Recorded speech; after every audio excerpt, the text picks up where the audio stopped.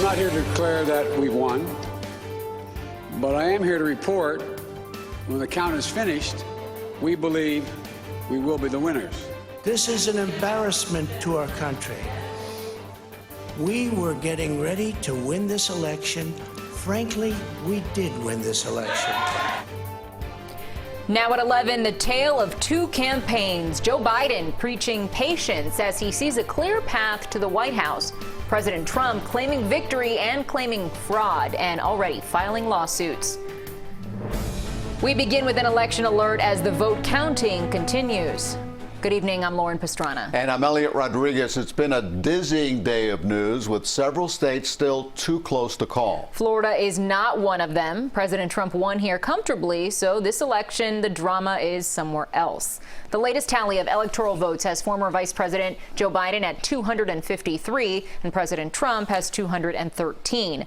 270 is the number needed to win. Late today, Joe Biden won Michigan. It carries 16 electoral votes. Donald Trump won it 4 years ago. His campaign is now suing Michigan to stop it from counting more votes. Joe Biden has also flipped Wisconsin from red to blue. He's taking its 10 electoral votes. However, the numbers are extremely close, and the Trump campaign is demanding a full recount as they have the right to do. The state of Nevada is trending in Joe Biden's favor. It carries 6 electoral votes. Nevada says it'll release more results from mail-in ballots in the morning, which may be enough to declare a winner there.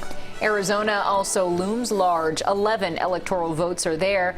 It's also trending in Biden's favor. However, the ballot counting continues. Nothing's wrong. It's just taken a while as expected. If Joe Biden wins Nevada and Arizona, he wins the presidency, and Pennsylvania likely will not matter. President Trump has a sizable lead there, but there's still a ton of mail-in ballots to count. The Trump campaign is suing to stop that count entirely. Georgia also hangs in the balance. The ballot counting continues there as was expected. But Georgia is another state where the Trump campaign is suing, claiming some election laws are not being observed. North Carolina is also in play tonight. It's too close to call. More than 100,000 ballots still have to be counted there. Well, we did say it's been a dizzying day, and tomorrow could be even more interesting and decisive. Both nominees still have several paths to victory. CBS 4's Natalie Brand is in Washington with much more.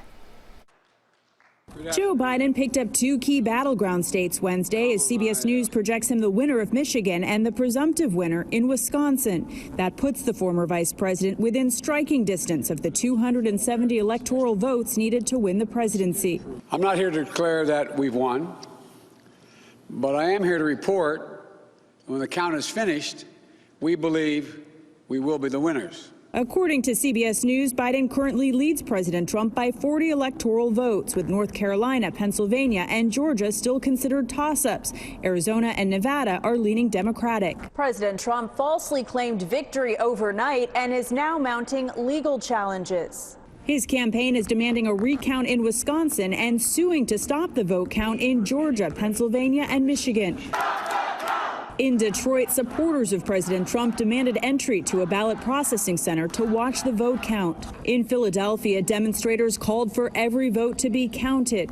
Election officials there say it could take days before the winner of the Keystone State is known. We're going to win Pennsylvania, but they're trying to cheat us out of it because they know it's their only path to victory. Election officials across the country say the vote counting process has gone smoothly, with few, if any, irregularities. It's estimated around 160 million Americans voted, on pace for highest turnout in more than a century.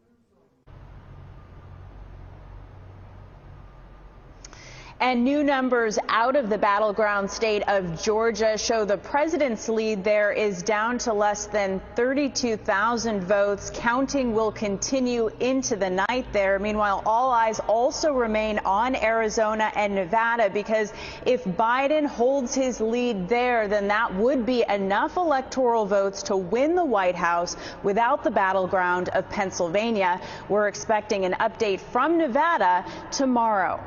In Washington, I'm Natalie Brand, CBS 4 News.